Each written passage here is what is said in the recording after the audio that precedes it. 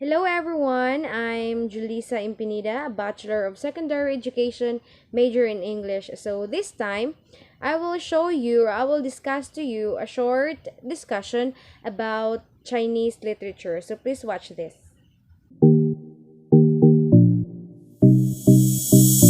Chinese civilization. One of the few ancient civilizations to have its individual writing concept.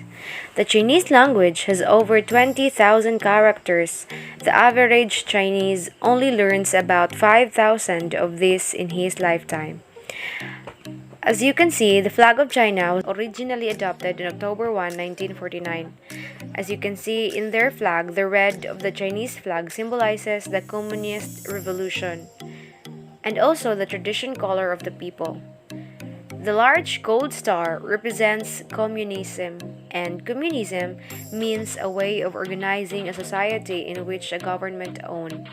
The four smaller stars, which you can see in their flag, represents the social classes of the people. The Republic of China has an area of 9,597 million square kilometer, and the capital city of China is the Beijing.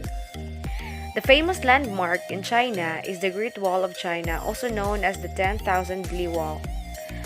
One li is equal to 500 meters. The walls is over 1,500 miles in length.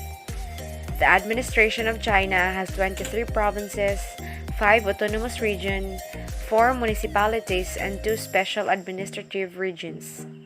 The religions and beliefs of Chinese people are Islam, over 22 million, Catholicism is 4 million, and Protestant over 10 million.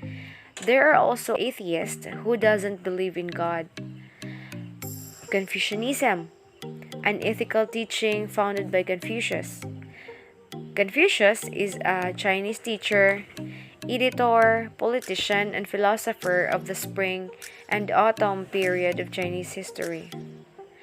The opposite of Confucianism is Taoism, and the most important religion that encompasses a variety of traditions and beliefs and spiritual practices largely based on teaching attributed to Buddha.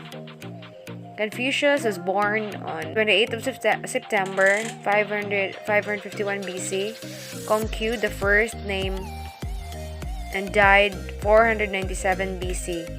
He is the founder of Confucianism. Influences.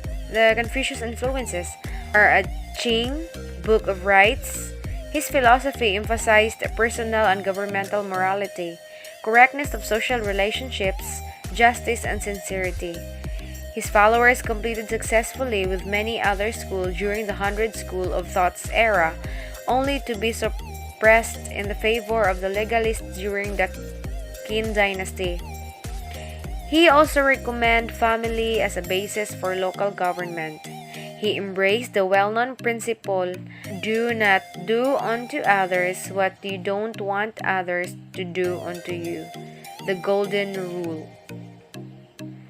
Culture and traditions of Chinese in wedding.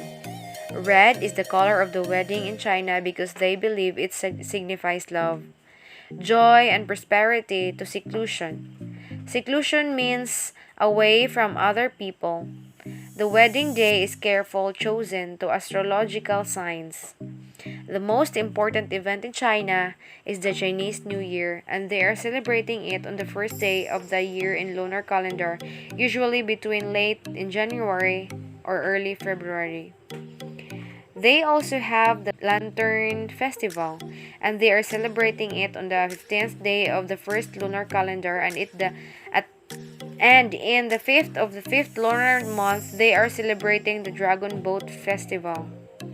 The education in China has always been highly valued, and the great master Confucius thought that it is a pleasure to learn something and try it out at intervals.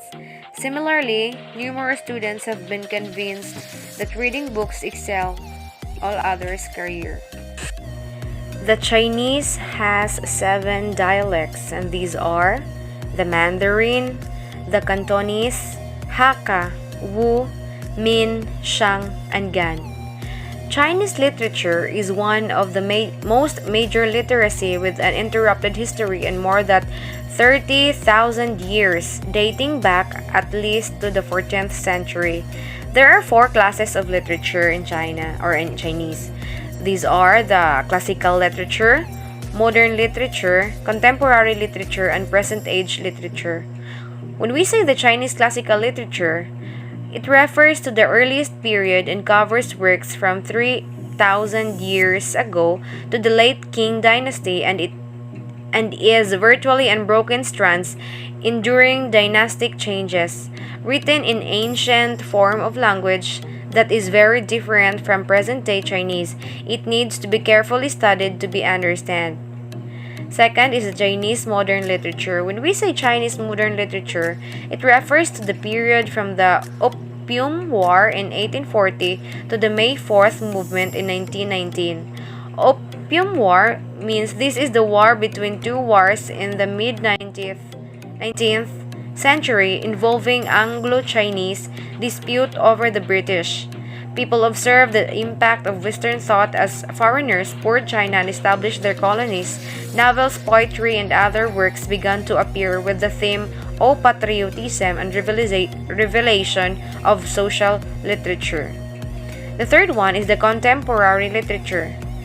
Spanned period from 1919 to the foundation of modern in 1949 and took on a new vigor despite the fact that Chinese was in the checkered and complicated times. The fourth is the present age literature. It evolved since the establishments of the People's Republic in 1949. During this time, there was a logjam as a consequence of the Cultural Revolution that lasted for near 10 years. That era is now long past, and we now have a favorable turn events and a great number of responsible written works.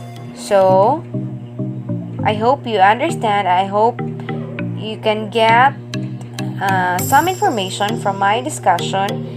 And thank you for watching.